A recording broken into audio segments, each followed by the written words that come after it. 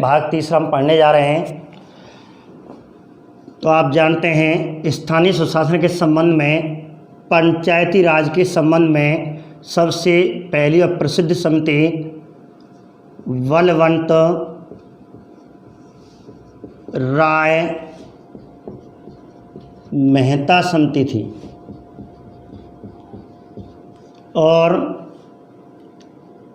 इसने त्रिस्तरीय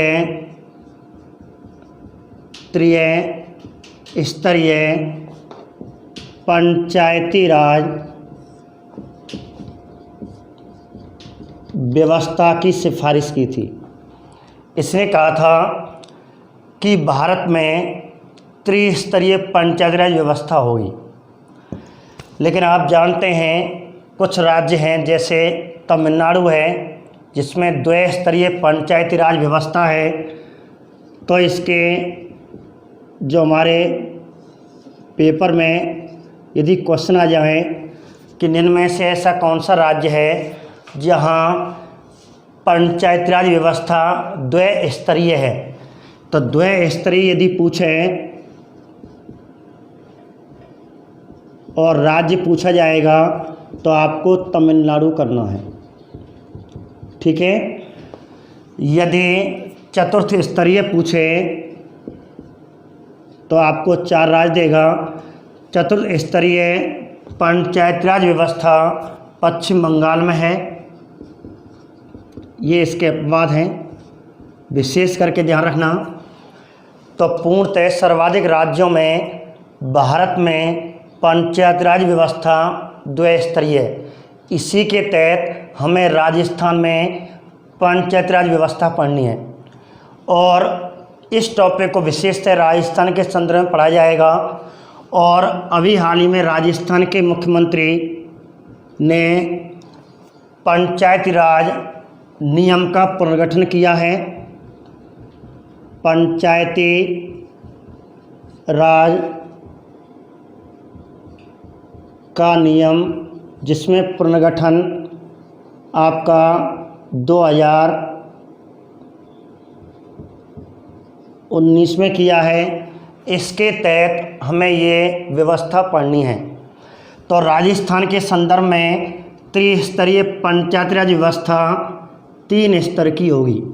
बलवंत राय मेहता समिति की सिफारिश के आधार पर राजस्थान में पंचायती राज व्यवस्था त्रिस्तरीय है। तो हम इसे 3 स्तर में पढ़ने वाले हैं। एक होगा निम्न स्तर, दूसरा है मध्य स्तर, तीसरा होगा उच्च स्तर या शीर्ष स्तर। तो 3 स्तर हैं।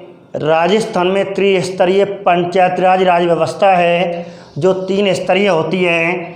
अब ये क्वेश्चन आ जाए, राजस्थान में पंचायती राज व्यवस्था निम्न स्तर पर जो संस्था गठित की जाएगी वह किस स्तर पर होती है। तो आपको ग्राम स्तर, ऐसे करके तहसील स्तर, ब्लॉक स्तर जो भी है आपको दिए जाएंगे। तो आपको ध्यान रखना निम्न स्तर गांव स्तर पर या ग्राम स्तर पर होगी। दूसरी बात, जो मध्य स्तर की संस्था होगी इस समिति की सिफारिश पर ब्लॉक, जिसे खंड स्तर भी कहा जाता है, ये खंड स्तर पर दूसरी संस्था होगी।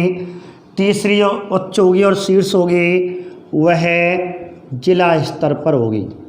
इस प्रकार राजस्थान में त्रिस्तरीय पंचायती राज व्यवस्था का गठन किया गया है। अब आगे क्वेश्चन बनेगा, भारत में या बलवंत राय मेहता समिति के तहत राजस्थान में पंचायती राज व्यवस्था के निम्न स्तर की संस्था क्या कहलाती है। अब आपको संस्था का नाम पूछेगा। जैसे क्वेश्चन पूछ ली जाए, पंचायती राज व्यवस्था का निम्न स्तर की संस्था क्या कहलाती है, तो आपको ऑप्शन में 4 होंगे और आंसर करना है कि निम्न स्तर की क्या कहलाती है, ग्राम पंचायत। तो निम्न स्तर की संस्था ग्राम पंचायत कहलाती है। ऐसी पंचायती राज व्यवस्था की मध्य स्तर की संस्था को क्या कहा जाता है? तो संस्था का नाम पंचायती, जैसे ग्राम पंचायत ऐसे पंचायत समिति हो गई, तो मध्य स्तर की संस्था को पंचायत समिति कहा जाता है। ऐसे आ जाए उच्च स्तर की संस्था को क्या कहा जाएगा? तो संस्था का नाम पूछेगा तो आंसर है जिला परिषद। ठीक है, 3 प्रश्न ये हो गए। पंचायती राज व्यवस्था की निम्न स्तर की संस्था ग्राम पंचायत कहलाती है, मध्य स्तर की संस्था पंचायत समिति कहलाती है, उच्च स्तर की संस्था जिला परिषद कहलाती है।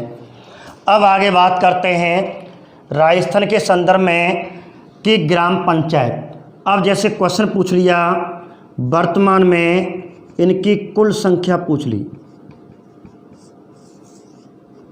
इसी संस्था की कुल संख्या पूछ ले कि राजस्थान में वर्तमान में कुल कितनी ग्राम पंचायत हैं। पटवारी एग्जाम में जरा सर्वाधिक इनकी संख्या पूछी जाती है, तो उसके संदर्भ में ये अच्छा क्वेश्चन है कि ग्राम पंचायतों की संख्या राजस्थान में कुल कितनी है। आज की स्थिति में 11,152 हो चुकी हैं, क्योंककि इससे पहले नवंबर 2019 से पहले 9,888 थी, जिसमें 1264 और बढ़ा दी गई जो नवीन हैं। अभी अशोक गहलोत सरकार ने 1264 नवीन ग्राम पंचायत गठन किया है, और आज की स्थिति में कितनी हो चुकी हैं? 11,152।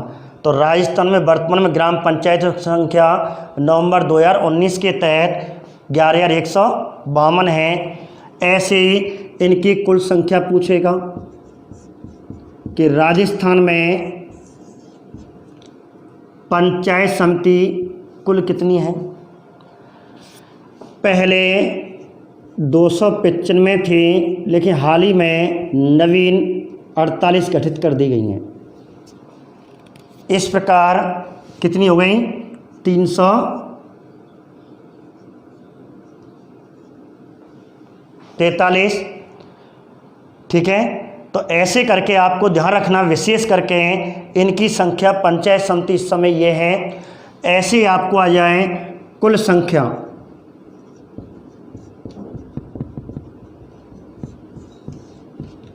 कि जिला परिषद प्रत्येक जिले में होती है, इसलिए 33 हो गई। अब आगे बात करते हैं संस्था और कुल संख्या।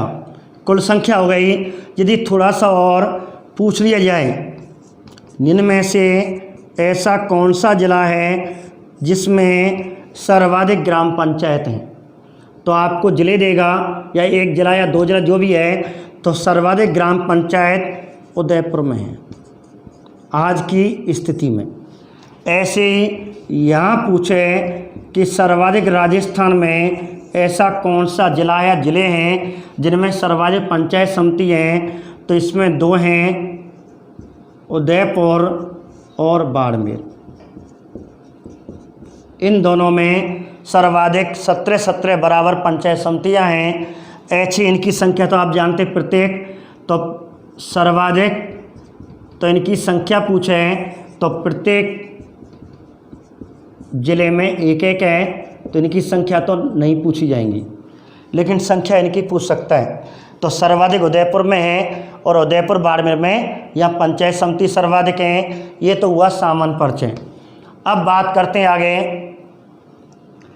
कि ग्राम पंचायत, पंचायत समिति और जिला परिषद के सदस्य, अध्यक्ष, उपाध्यक्ष की चर्चा करेंगे। जैसे क्वेश्चन आ जाए, राजस्थान में ग्राम पंचायत के मुखिया को या अध्यक्ष को क्या कहा जाता है, क्या कहते हैं? ग्राम पंचायत के अध्यक्ष को क्या कहा जाता है, या ग्राम पंचायत का मुखिया क्या कहलाता है? तो राजस्थान में ग्राम पंचायत का मुखिया सरपंच कहलाता है। ऐसे ही पंचायत समिति का मुखिया राजस्थान में क्या कहलाता है? तो आप जानते होंगे इसे कहते हैं प्रधान। ऐसे जिला परिषद का मुखिया क्या कहलाएगा? जिला परिषद का मुखिया जिला प्रमुख कहलाता है। ठीक है। ऐसे आपके अध्यक्ष हो गया, उपाध्यक्ष आप जानते हो, जैसे हम बात करें उपाध्यक्ष के या उप मुखिया के तो उप सरपंच होगा। ऐसे इसका उपाध्यक्ष उप प्रधान होगा।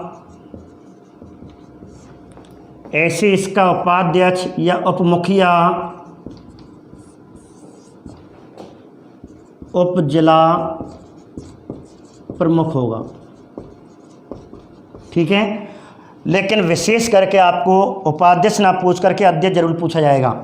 ग्राम पंचायत का अध्यक्ष सरपंच कहलाता है, पंचायत समिति का मुखिया प्रधान कहलाता है, जिला परिषद का मुखिया जिला प्रमुख कहलाता है। अब आगे बात करते हैं सदस्य की।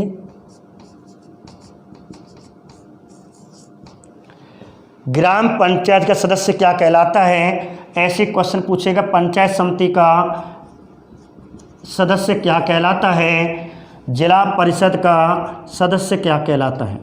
ये 3 प्रश्न आपके यहाँ हैं।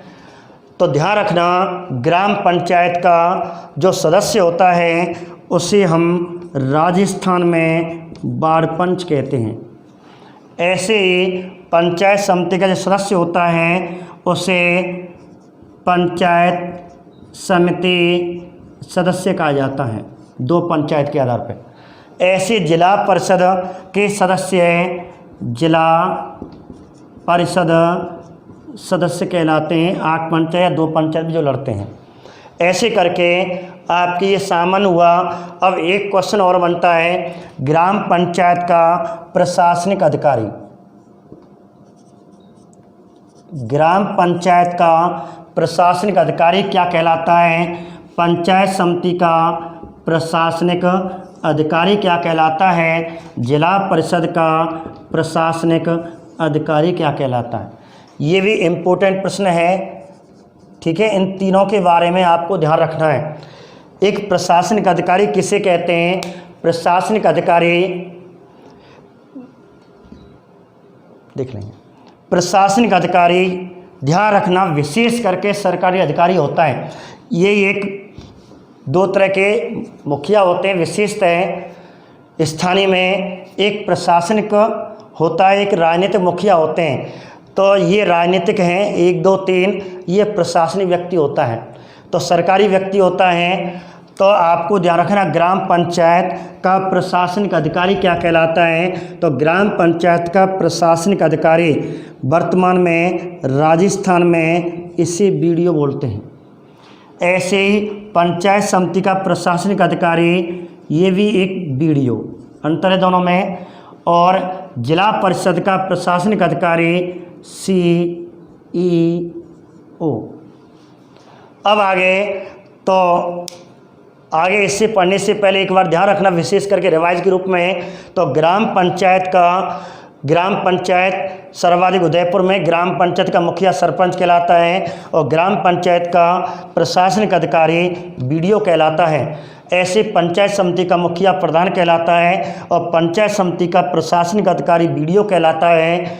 जिला परिषद का मुखिया जिला प्रमुख होता है और जिला परिषद का प्रशासनिक अधिकारी CEO कहते हैं। अब आगे इसी टॉपिक को आगे बढ़ाते हैं। अब आपको थोड़ा ये भी ज्ञात होना चाहिए कि बीडीओ और CEO कौन होते हैं। तो इन्हीं तीनों के बारे में थोड़ा सा और पढ़ना है, कौन से इस तरह के अधिकारी होते हैं, ऐसा भी प्रश्न बन जाता है। देखिए, अब ये प्रशासनिक अधिकारी की बात चल रही थी। जैसे हम तीनों को तालने, पहले समितियों को हम यहाँ पढ़ रहे हैं ग्राम पंचायत, यहाँ पढ़ रहे हैं पंचायत समिति, और यहाँ पढ़ रहे हैं जिला परिषद।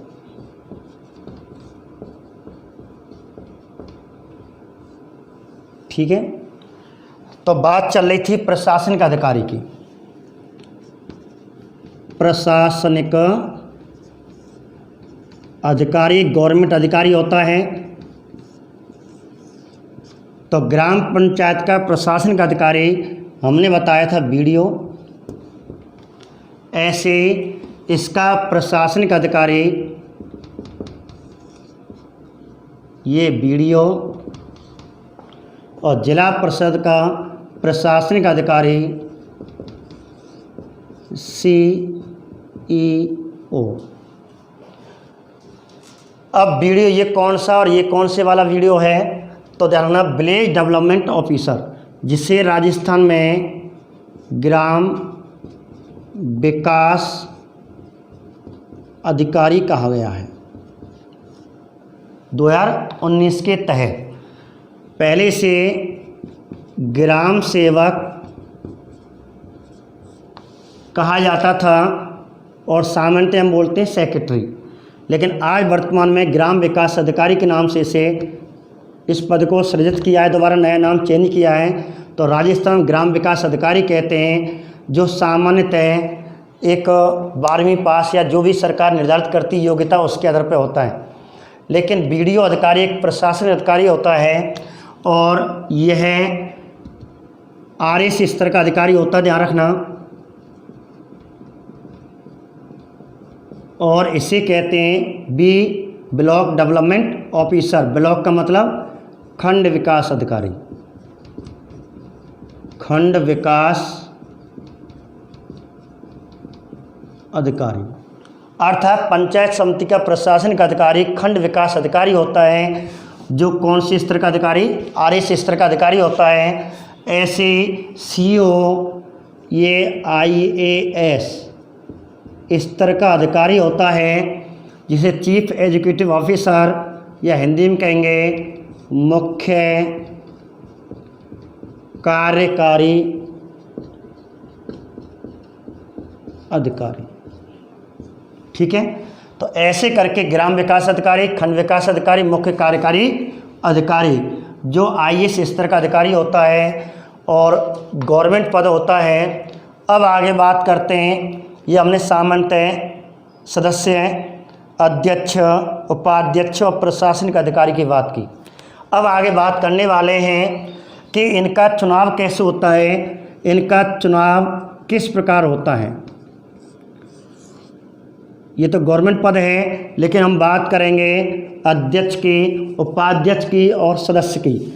जैसे ग्राम पंचायत का अध्यक्ष मुखिया कौन था, तो सरपंच के बारे में पढ़ना है कि सरपंच का चुनाव कैसे होता है। ऐसे ही उप सरपंच क्या होता है और वार्ड पंच होता है। 3 प्रश्न यहाँ बनते हैं और ये पेपर में ये क्वेश्चन लगभग आने लग गया है।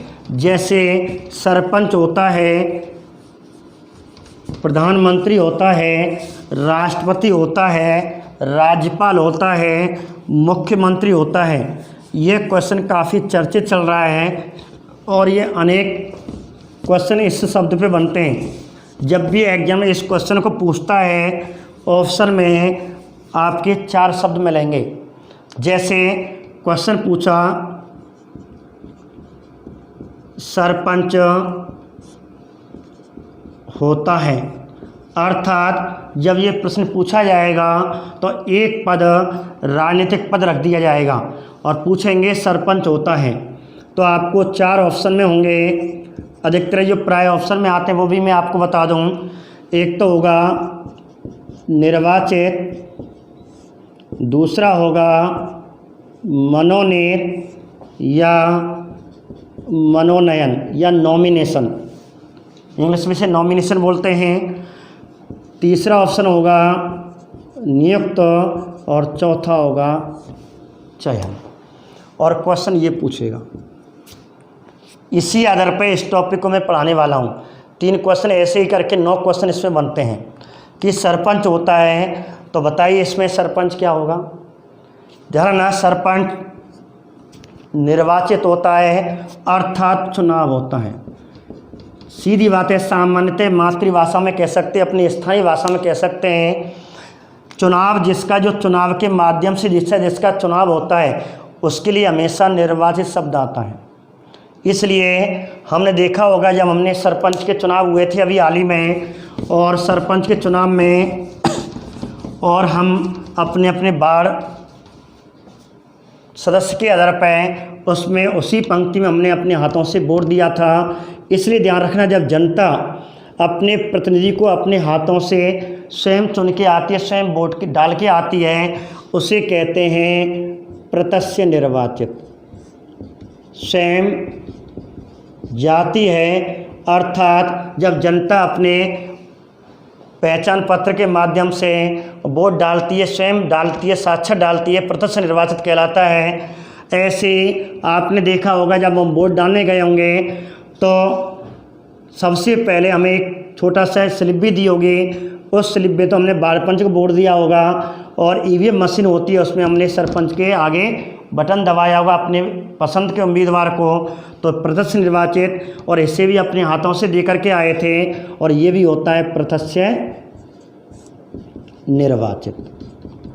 तो ये दोनों पद, पहली बात तो निर्वाचित हैं, ये भी प्रत्यक्ष, ये भी, क्योंकि ये हम जनता जाती है जो वयस्क मतदाता होते हैं जिनकी उम्र 18 वर्ष होती है, मतदाता सूची में जिनका नाम होता है, और वह अपने हाथ से वोट डालती है, स्वयं उपस्थित होकर वोट डालती है, उसे प्रत्यक्ष निर्वाचित कहा जाता है। लेकिन ध्यान रखना, उप सरपंच के लिए भी चुनाव होता है, लेकिन उप सरपंच के चुनाव में जनता डायरेक्ट वोट नहीं देती।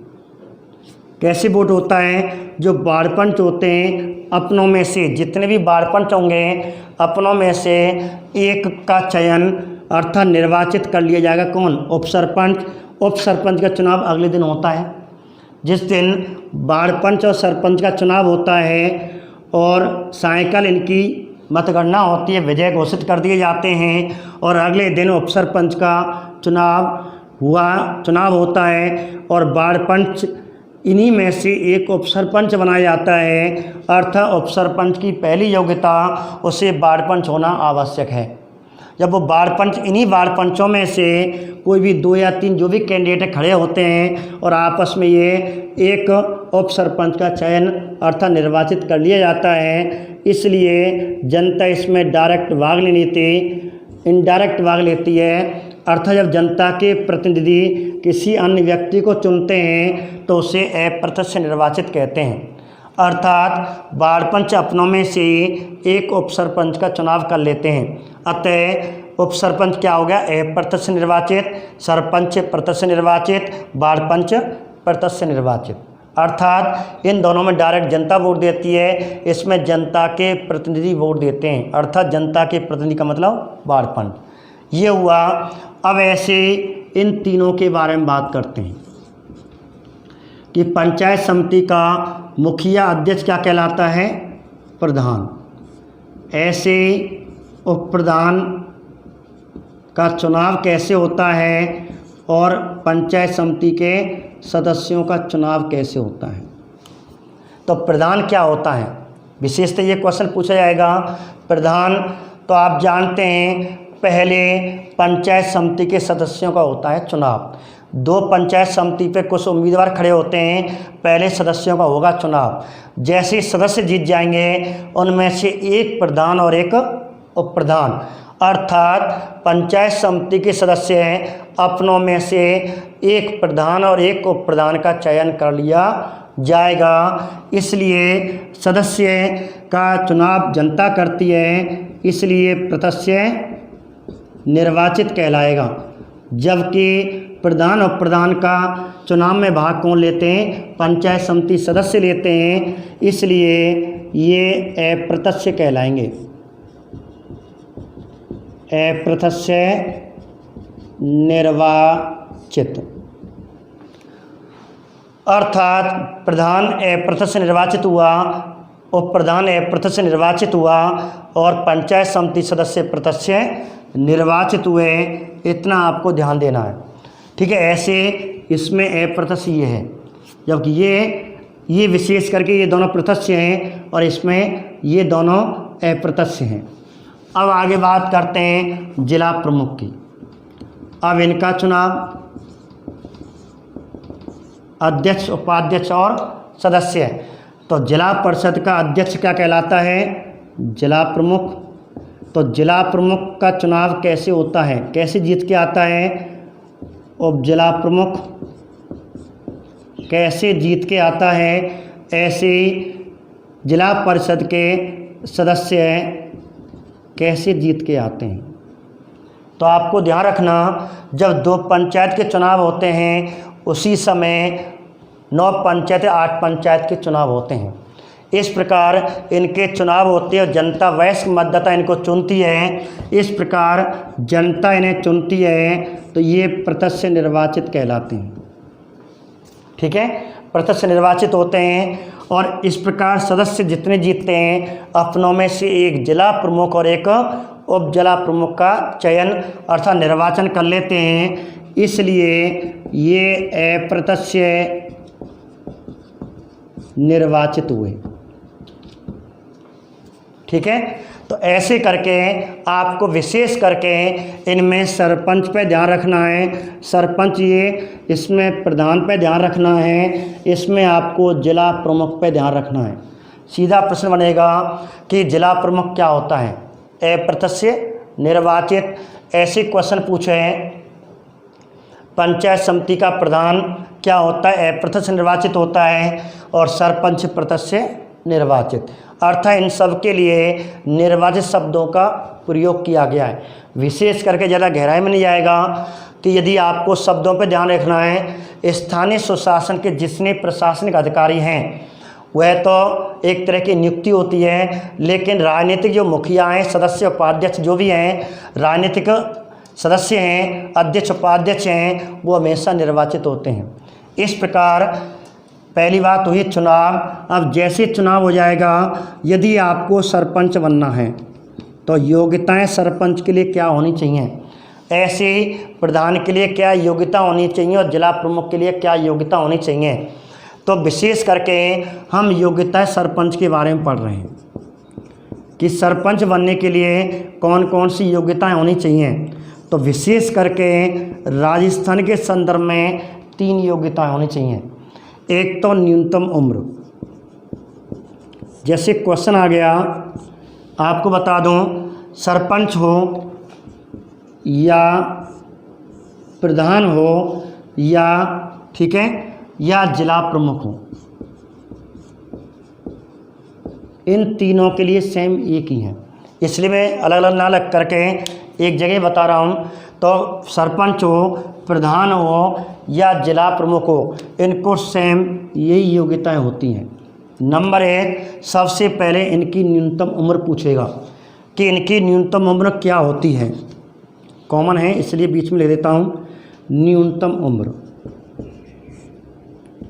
क्वेश्चन पूछ ली जाए सरपंच की न्यूनतम उम्र क्या होती है, प्रधान की न्यूनतम उम्र क्या होती है, जिला प्रमुख की न्यूनतम उम्र क्या होती है, तो ध्यान रखना आपको ऑप्शन में 4 होंगे और न्यूनतम उम्र 21 वर्ष। आपको विशेष से ध्यान रखना है, जब भी स्थानीय सुशासन का टॉपिक आ जाए उसका सदस्य, अध्यक्ष, उपाध्यक्ष को भी पूछे, सबका आंसर 21 वर्ष होगा। शहरी हो या ग्रामीण हो, उनके मुखिया, उप मुखिया या सदस्य जो भी हैं उन सब के लिए 21 वर्ष ही आता है। ये कॉमन है। तो इस प्रकार न्यूनतम उम्र 21 हो गई। दूसरी बात, 1995 के बाद जो उम्मीदवार लड़ने जा रहा है, जिसका चुनाव लड़ना चाहता है, सदस्य, अध्यक्ष, उपाध्यक्ष बनना चाहता है, 1995 के बाद 2 से अधिक संतान ना हो। 2 से अधिक संतान नहीं होनी चाहिए। ठीक है, 1995 से पहले कितनी भी संतान हो। कोई ऐसा व्यक्ति है 1995 से पहले उस पर 1 या 2 या 3 संतान थे, उनकी गणना नहीं की जाएगी। गणना किनकी की जाएगी? जो 1995 के बाद पैदा हुए हैं, उन्हीं की गणना की जाएगी। अर्थात 1995 से पहले हो सकते हैं, लेकिन 1995 के बाद 2 से अधिक संतान नहीं होनी चाहिए। पहली संतान की गणना इसमें नहीं की जाएगी और 1995 के बाद की संतान की गणना की जाएगी। उनकी संख्या 2 से अधिक नहीं होनी चाहिए। तीसरी, एक आवश्यक योग्यता। ठीक है, तीसरी आवश्यक योग्यता क्या है? 2014 में पंचायत राज नियम आया, उसमें संशोधन किया और राजस्थान सरकार ने इसमें एक योग्यता और डाल दी। इसने कहा कि 2014 से प्रत्येक घर में शौचालय है, घर में शौचालय अनिवार्य है, घर में शौचालय होना आवश्यक है, इसका शपथ पत्र या प्रमाण पत्र दिया जाएगा। ठीक है, ऐसे करके सरपंच बनने के लिए, प्रधान बनने के लिए, जिला प्रमुख बनने के लिए 3 विशेषतः योग्यता हैं। न्यूनतम उम्र 21 वर्ष होनी चाहिए, 1995 का 2 से अधिक संतान नहीं होनी चाहिए और 2014 से घर में कम से कम घर में एक शौचालय अनिवार्य है। तो ये हुई योग्यताएं और इस प्रकार सरपंच का चुनाव हो गया। इस नीति से सरपंच जब जीत जाता है या प्रधान जीत जाता है या जिला प्रमुख जीत जाता है, अब इनकी शपथ की बात आती है। तो शपथ में हम तीनों को लेके चलेंगे। जैसे बात कर रहे हैं हम सरपंच की, अब आ जाए सरपंच को शपथ कौन दिलाता है, उप सरपंच को शपथ कौन दिलाता है, वार्ड पंच को शपथ कौन दिलाता है। अब शपथ की बात आ जाती है, तीनों को शपथ कौन दिलाएगा। तो सरपंच को शपथ, ऑप्शन में आपको एक शब्द होगा और उसका आंसर होगा पीठासीन अधिकारी। पीठासीन अधिकारी कौन होता है? हम सामान्यतः कहते हैं जब चुनाव होता है तो उसमें कहा जाता है कि चुनाव कराने के लिए पार्टियां आई हुई हैं, अर्थात टीचर आते हैं, अध्यापक गण आते हैं, उसमें एक वरिष्ठ अध्यापक होगा प्रथम श्रेणी का या द्वितीय श्रेणी का, उसे पीठासीन अधिकारी बनाया जाता है। पूरी पार्टी उसके अधीन होती है, उसके नियम से, अपनी आज्ञा से, उसके आदेश से कार्य करती है, उसी को पीठासीन अधिकारी कहते हैं। इस प्रकार जब सरपंच और वार्ड पंच के चुनाव हो जाते हैं सायंकाल, और सुबह उप सरपंच के चुनाव होते हैं, जब तीनों अध्यक्ष, उपाध्यक्ष और सदस्य जीत कर आ जाते हैं, तीनों को इकट्ठा करके पीठासीन अधिकारी शपथ दिलाता है, उनको सर्टिफिकेट देता है। इस प्रकार सरपंच हो, उप सरपंच हो या वार्ड पंच हो, तीनों को शपथ हमेशा कौन दिलाता है? पीठासीन अधिकारी। ठीक है, अब ऐसी बात करते हैं इन तीनों की। अब इन तीनों की बात करते हैं, तीनों की शपथ के बारे में बात करते हैं कि प्रधान को शपथ कौन दिलाता है, उप प्रधान को शपथ कौन दिलाता है, सदस्य को शपथ कौन दिलाता है। ठीक है, तो इसमें तो पीठासीन अधिकारी तीनों को दिला रहा है, इसमें भी ध्यान रखना तीनों को दिलाता है, और इसका आंसर है उपखंड अधिकारी। ऑप्शन में आपको उपखंड अधिकारी मिलेगा, उपखंड नहीं मिले, तीनों का आंसर यही है। यदि उपखंड नहीं मिलता है तो ऑप्शन में एसडीएम साहब मिलेंगे, या कभी कभी उप जिला कलेक्टर भी मिल जाता है, ये दोनों ऑप्शन ना हो तो। ठीक है, तो उपखंड अधिकारी जिसे एसडीएम कहा जाता है, क्योंकि ये दंडनायक होता है, तो दंडनायक कर्तव्य के तहत इसे उपखंड अधिकारी कहते हैं, एसडीएम अधिकारी कहते हैं। जो उप जिला कलेक्टर के लेवल का होता है, आरटीएस अधिकारी होता है, आरटीएस लेवल का अधिकारी होता है। उपखंड अधिकारी इन तीनों को ही शपथ दिलाता है। तो प्रधान को उपखंड अधिकारी शपथ दिलाता है, उप प्रधान को भी उपखंड अधिकारी शपथ दिलाता है, और सदस्यों को उपखंड अधिकारी। क्योंकि जैसे चुनाव हो जाते हैं, चुनाव के बाद इनमें से एक अध्यक्ष, उपाध्यक्ष चुन लेते हैं, जैसे तीनों का गठन हो जाता है, तुरंत वहाँ पे एसडीएम साहब आते हैं, उन तीनों को शपथ दिला देते हैं। अब आगे बात करते हैं इन तीनों की शपथ की, कि जिला परिषद का जो मुखिया होता है जिला प्रमुख, तो जिला प्रमुख को शपथ कौन दिलाता है। दूसरा, उप जिला प्रमुख को शपथ कौन दिलाता है। ऐसे तीसरा, जिला परिषद सदस्यों को शपथ कौन दिलाता है। 3 सिरा क्वेश्चन ये हो गया। ठीक है, तो ध्यान रखना, पीठासीन अधिकारी तीनों को दिला रहा है, उपखंड अधिकारी तीनों को दिला रहा है, यहाँ भी तीनों को एक ही व्यक्ति दिलाएगा, और वह है हमारे कलेक्टर साहब, जिलाधीश कलेक्टर। अर्थात कलेक्टर जिला प्रमुख, उप जिला प्रमुख और जिला परिषद सदस्यों को शपथ दिलाएगा। तो ये विशेष करके ये टॉपिक बहुत ही पूछा जाता है कि सरपंच को शपथ कौन दिलाता है, ठीक है, प्रधान को शपथ कौन दिलाता है और जिला प्रमुख को शपथ कौन दिलाता है। अब जैसे शपथ हो जाता है, अब शपथ के बाद अब इनका कार्यकाल कितना होता है। अब पेपर में पूछे कि सरपंच या इनका कार्यकाल पूछा जाए तो ध्यान रखना, अध्यक्ष, उपाध्यक्ष, सदस्य तीनों की बात कर रहा हूँ, केवल वार्ड पंच को छोड़ करके, वैसे सामान्य एक ही है। तो सदस्यों, अध्यक्षों, उपाध्यक्षों, विशेष करके इन तीनों का कार्यकाल, प्रथम बैठक, ध्यान रखना विशेष करके, बहुत अच्छा क्वेश्चन है ये, कार्यकाल। जैसे क्वेश्चन पूछ लिया सरपंच का कार्यकाल कितना होता है, प्रधान का कार्यकाल कितना होता है, तो आपको ध्यान रखना विशेष करके, सरल क्वेश्चन है लेकिन विशेष करके आपको शब्दों पे थोड़ा कठिनाई बना देगा, या तो सीधा ही देगा 5 वर्ष, सब जानते हैं, इसका भी 5 वर्ष है, प्रधान का भी 5 वर्ष है, जिला प्रमुख का भी 5 वर्ष है सामान्यतः। लेकिन यदि थोड़ा कठिनाई स्तर कर दिया कि सरपंच का कार्यकाल कितना होता है, ये पूछ लिया, ऐसे प्रधान का, तो आपको जल्दी नहीं करनी है, आपको चारों ऑप्शन देखना है, क्योंकि थोड़ा कठिनाई कर दिया वहीं बच्चा गलत कर जाएगा। ऑप्शन में 5 वर्ष जरूर मिलेगा, लेकिन आपको विशेष करके देखना है कहीं एक शब्द और तो नहीं जुड़ा हुआ। पहले वो शब्द देखना है, उसमें होगा प्रथम बैठक की तिथि से 5 वर्ष, ये होगा प्रथम बैठक। क्योंकि राज्य सरकार में, केंद्र सरकार में अधिकतर जो प्रशासनिक, वो राजनीतिक मुखिया होते हैं, उनका कार्यकाल सामान्यतः 5 वर्ष होता है, पद ग्रहण की तिथि से, या शपथ तिथि थे पद ग्रहण की तिथि से। लेकिन यहाँ पद ग्रहण नहीं आएगा, यहाँ प्रथम बैठक आएगा। अब ये प्रथम बैठक क्या होती है, सामान्यतः हम गाँव में कहते हैं भैया थैला नाम लो। थैला का मतलब पहला सरपंच या पहला प्रधान या पहला जिला प्रमुख होता है, उनकी जो मोहर होती है, अन्य चीज सामग्री होती हैं, और उनको ये दे देता है, और उसी दिन पहली बैठक होती है। तो पहली बैठक जब भी बुलाई जाएगी ग्राम पंचायत की, उसमें जो पूर्व के होते हैं वो उनको अपना थैला या सामान जो मोहर होती है उनको समा देंगे, और इस प्रकार पहली बैठक शुरू हो जाएगी। पहली बैठक तभी मानी जाएगी जब इसके हाथ में उसकी मोहर आ जाएगी, जो पहला देगा। इस प्रकार प्रथम बैठक की तिथि से 5 वर्ष तक सरपंच का कार्यकाल होता है।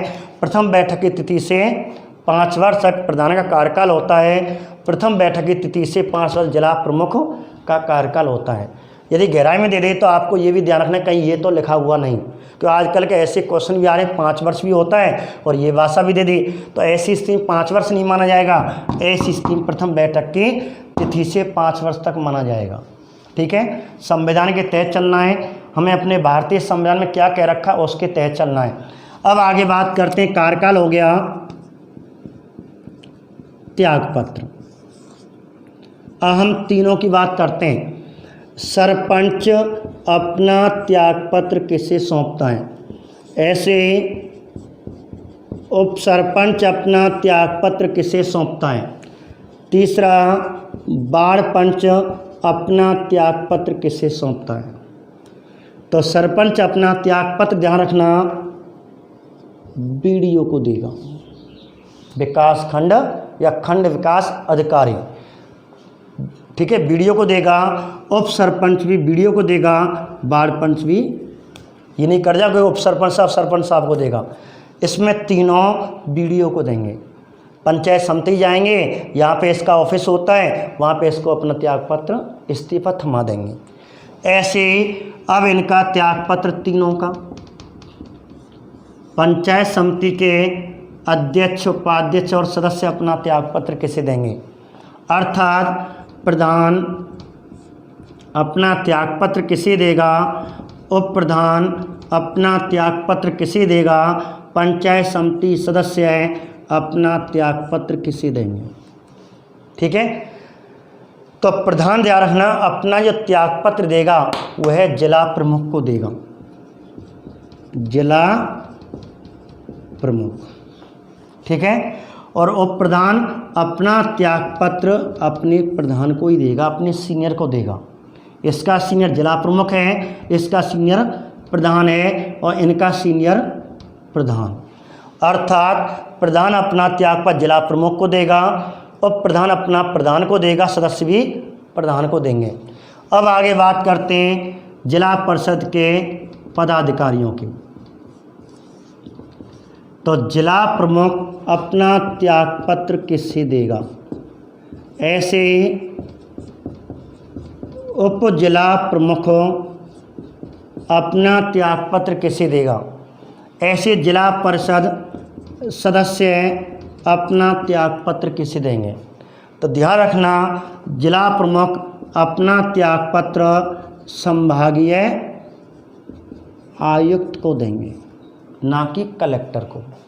अब संभागीय आयुक्त ध्यान रखना, विशेष करके यह भी एक आईएएस अधिकारी होता है, वरिष्ठ आईएएस अधिकारी होता है। संभाग, जैसे भरतपुर संभाग है, उसमें 4 जिले के ऊपर प्रत्येक जिले में एक जिलाधीश होता है। उन 4 कलेक्टरों के ऊपर एक और वरिष्ठ कलेक्टर होता है, उसे संभागीय आयुक्त कहते हैं। तो ये उस संभागीय आयुक्त को अपना त्यागपत्र देगा। अर्थात जिला प्रमुख किसे त्यागपत्र देगा? जिला प्रमुख संभागीय आयुक्त को अपना त्यागपत्र देगा। ऐसे उप जिला प्रमुख किसे देगा?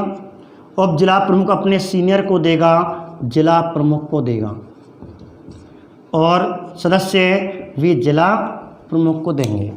तो ये विशेष करके ये भी टॉपिक इम्पोर्टेंट है कि सरपंच अपना त्यागपत्र सरपंच वीडियो को देता है, प्रधान अपना त्यागपत्र जिला प्रमुख को देता है, और जिला प्रमुख अपना त्यागपत्र संभागीय सर्वाधिक, ये पूछा जाता है कि जिला प्रमुख अपना त्यागपत्र किसे देगा? संभागीय आयुक्त को देगा।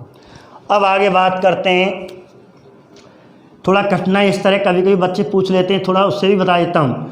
क्या इन्हें समय से पहले हटाया जा सकता है? एक क्वेश्चन हो, हटाएंगे तो कैसे हटाएंगे, कितने बहुमत से हटाएंगे? बहुमत पूछेगा। या निम्न में से स्थानीय प्रशासन के तहत निम्न में से किस को नहीं समय से पहले नहीं हटाया जा सकता? अब ये क्वेश्चन आ गया कि निम्न में से स्थानीय प्रशासन के संबंध में, स्थानीय सरकार या स्वशासन के संबंध में किसे नहीं हटाया जा सकता? जैसे ऑप्शन आ जाए, सरपंच को, प्रधान को, मेयर को, मेयर छोड़ दो इसमें, जिला प्रमुख को, या वार्ड पंच को। तो समय से पहले हम किसी नहीं हटा सकते अपवादित में। इसमें ध्यान रखना, सरपंच को हटा सकते हैं, उप सरपंच को हटा सकते हैं, लेकिन वार्ड पंच को नहीं हटा सकते। ऐसे इन तीनों को उठाया जा सकता है, इन तीनों को उठाया जा सकता है समय से पहले, लेकिन हम समय से पहले किसी नहीं हटा सकते, वार्ड पंच को मना कर दिया है। इसके अलावा सभी को हम समय से पहले हटा सकते हैं। अब हमें, जैसे सरपंच आपके गांव में सही तरह से समान रूप से कार्य नहीं कर रहा, भारतीय संविधान के तहत अपने कार्यों का निर्वहन नहीं कर रहा, कर्तव्यों का निर्वहन नहीं कर रहा, हम उससे कैसे हटाएंगे? तो इसे हटाने की विधि मैं आपको बता देता हूँ। तो जितने भी वार्ड पंच हैं, ठीक है, जितने भी वार्ड पंच हैं उन कुल सदस्यों का,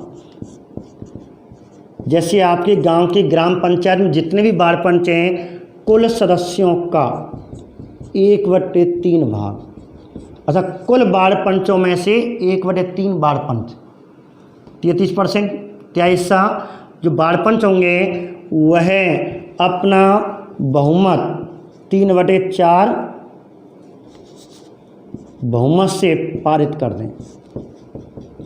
अर्थात 33% वार्ड पंच, कुल सदस्यों के 33% वार्ड पंच 3/4 बहुमत से अविश्वास प्रस्ताव पारित कर दें। अविश्वास प्रस्ताव का मतलब है ये वीडियो के पास चले जाते हैं, और ये त्यागपत्र किसके विरोध में? सरपंच के विरोध में। हम सरपंच को हटाना चाहते हैं और सरपंच के विरोध में अविश्वास प्रस्ताव पारित कर दें, तो सरपंच को अपने पद से त्यागपत्र देना पड़ेगा। अर्थात कहने का मतलब है जितने बाढ़ पंच हैं उनके 33% बाढ़ पंच इसके विरोध में अविश्वास प्रस्ताव सरकार के सामने, सरकारी अधिकारी के सामने अपना अविश्वास प्रस्ताव 3/4 बहुमत से पारित कर देते हैं तो ये हट जाएगा। तो आपको विशेष करके कितने बहुमत से, तो ये आपको 3/4 बहुमत से पारित करना होगा, कोई भी हो, प्रधान हो, तो ये आपको ध्यान रखना है। यदि कुल सदस्यों के 1/3 भाग अपने 3/4 बहुमत से ये प्रस्ताव कर दें तो इन्हें समय से पहले हटाया जा सकता है। तो आपको केवल ये 3/4 बहुमत याद रखना है। तो कितने बहुमत से इसे हटाया जा सकता है? 3/4 भाग बहुमत से। ठीक है, अब चलो हटा दिया। अब क्वेश्चन आ जाए, जैसे हमारे सरपंच साहब हमने 3 साल बाद हटा दिए या 4 साल बाद हटा दिए, तो इनका कार्यकाल कितना होगा? नया जैसे सरपंच आएगा, विघटन के बाद पुनः चुनाव। अब पुनः चुनाव करा लिया जाए, विघटन के बाद पुनः निर्वाचन करा लिया जाए, सरपंच का चुनाव कितने समय के अंदर कर लिया जाएगा? 6 माह। अर्थात 6 माह के अंदर इनका दोबारा चुनाव कराया जाएगा। जैसे ये पद कोई रिक्त हो जाएगा इनमें से, तो उसका 6 महीने के अंदर चुनाव कराना आवश्यक है। दूसरी बात, जैसे नया सरपंच आएगा, अब इसका कार्यकाल कितना होगा? नया सरपंच चुन लिया तो विघटन के बाद कार्यकाल जो विघटित हुआ है अर्थात सरपंच पद से चला गया, तो उसके बाद कितना कार्यकाल होगा? तो ध्यान रखना, इसका 5 वर्ष नहीं होगा। अब क्या होगा? शेष अवधि के लिए, जैसे कोई सरपंच है 3 साल बाद चला गया तो वो 2 साल ही रहेगा, जो ना मैं तो 5 साल रहूँगा साहब, केवल शेष अवधि। कोई भी है, ये सब शेष अवधि के लिए।